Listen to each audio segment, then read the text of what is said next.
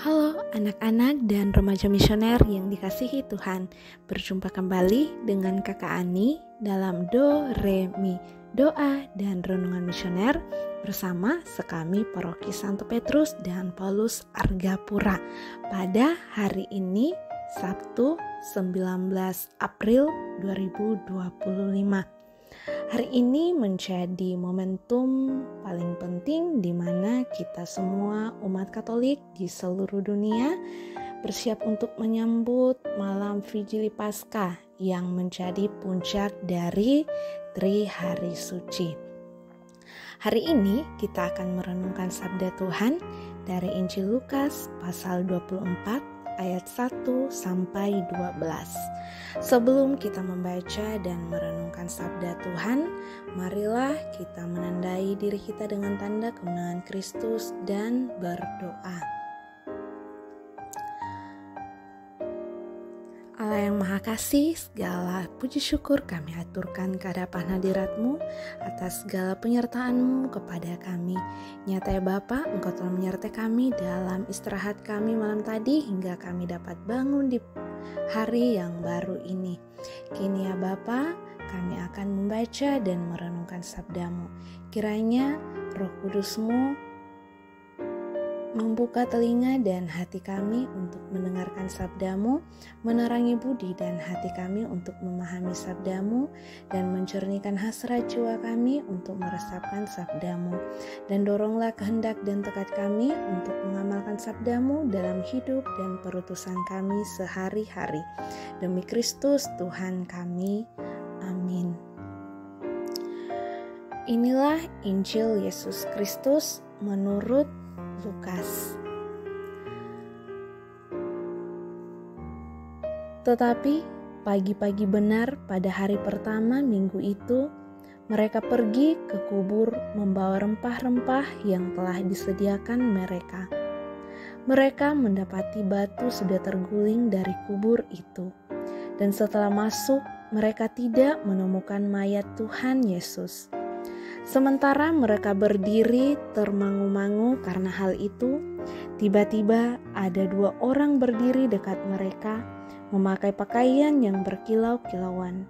Mereka sangat ketakutan dan menundukkan kepala, tetapi kedua orang itu berkata kepada mereka, "Mengapa kamu mencari Dia yang hidup di antara orang mati? Ia tidak ada di sini, Ia telah bangkit. Ingatlah apa yang dikatakannya kepada kamu ketika ia masih di Galilea, yaitu bahwa Anak Manusia harus diserahkan ke tangan orang-orang berdosa dan disalibkan, dan akan bangkit pada hari yang ketiga." Maka teringatlah mereka akan perkataan Yesus itu. Dan setelah mereka kembali dari kubur, mereka menceritakan semuanya itu kepada ke-11 murid dan kepada semua saudara yang lain. Perempuan-perempuan itu ialah Maria dari Magdala dan Yohana dan Maria ibu Yakobus. Dan perempuan-perempuan lain juga yang bersama-sama dengan mereka memberitahukannya kepada rasul-rasul. Tetapi bagi mereka perkataan-perkataan itu seakan-akan omong kosong dan mereka tidak percaya kepada perempuan-perempuan itu. Sungguh pun demikian, Petrus bangun, lalu cepat-cepat pergi ke kubur itu. Ketika ia menjenguk ke dalam, ia melihat hanya kain kafan saja. Lalu ia pergi, dan ia bertanya dalam hatinya apa yang kiranya telah terjadi. Demikianlah sabda Tuhan. Adik-adik dan remaja misioner yang dikasihi Tuhan, kubur kosong.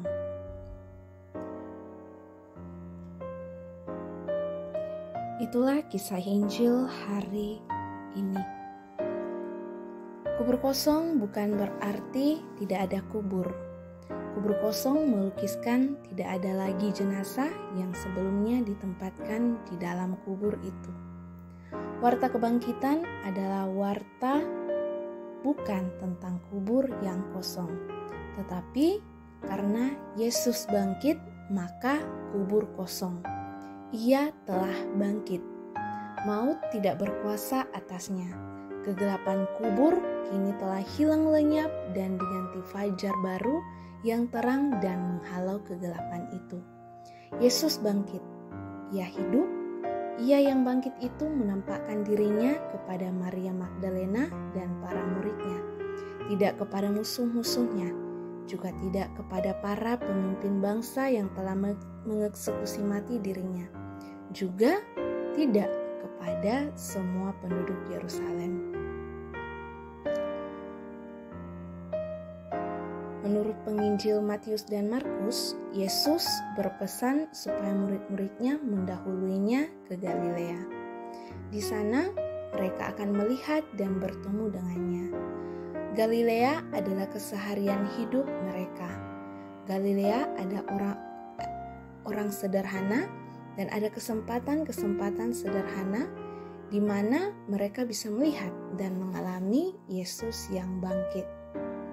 Pasca kebangkitan Tuhan telah membawa suatu semangat dan hidup baru. Dari gelap terbit terang.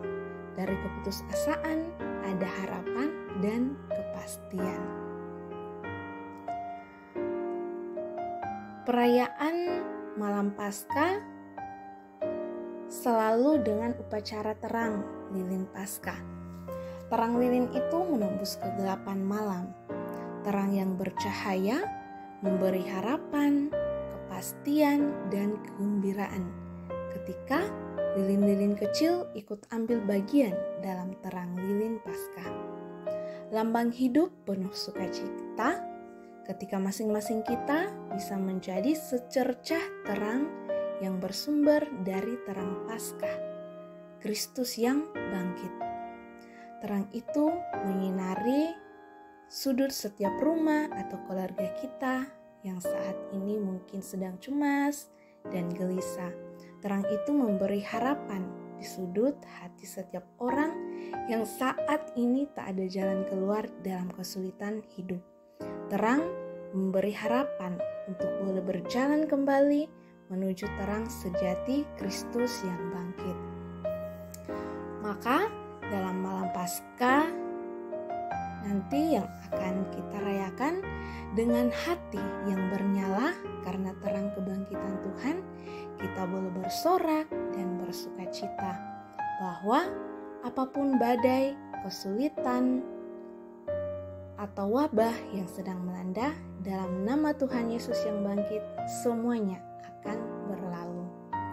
Hati dan hidup kita harus mampu memberi terang kedamaian dan harapan ketika kita masih dalam kecemasan hidup ini. Yesus yang bangkit menampakkan diri tidak di rumah-rumah ibadat, tidak terjadi dalam suasana meriah, tetapi Yesus yang bangkit menampakkan dirinya dalam situasi keseharian hidup. Di Galilea hidup kita, Galilea keluarga-keluarga kita dalam keseharian dan kesederhanaan. Di sana kita melihat dan mengalami Dia yang bangkit, yang menunjukkan jalan kembali kepadanya. Juga ketika masing-masing kita dalam keheningan merayakannya di dalam rumah dan keluarga kita. Paskah tidak selesai dengan perayaan liturgi, tetapi dalam keseharian kita, dalam keluarga kita, ketika kita menjalani hidup kita yang penuh perjuangan, Yesus pasti bangkit dan menampakkannya dirinya